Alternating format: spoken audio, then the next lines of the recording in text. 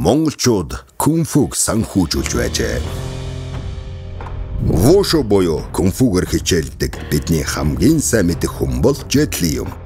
Тэгвэл энэ спортын түүхтэй монголчууд холбогдоод зогсохгүй, түгээн дэлгэрүүлсэн гэхэд буруудахгүй байх. Тухайн үеийн хятад буюу Тоба Вэй улс нь хэдий хүчирхэг байсан ч монголчуудаас тусламж авахдаа татгалзаагүй юм. Түгээн дэлгэрүүлэхдээ энэхүү спортын соёлын үеийг хадгалж буй Шаолин сүм хийдүүдийг олон нутаг аймагт бүтээж өгч салбарлуулсан байдаг. Ингэж дэмжиж ч дуусаагүй. Тухайн хийдүүдийн дарга нарт хийдүүдийн татвар хураамжуудыг хариуцах маш том эрх олгож байсан байдаг. Мөн нэмээд Монгол хаадын зарилгаар тэргүүн хамбан гүн цол хүртдэг байжээ. Гүн цол нь тухайн үеийн улс төрд томоохон нэр хүндтэй шагнал байсан юм. Буддизмаас үүссэн тулааны урлаг болох Чам буддизмын тулааны урлагийг Шаолин хийдэд номлож эхэлсэн байдаг.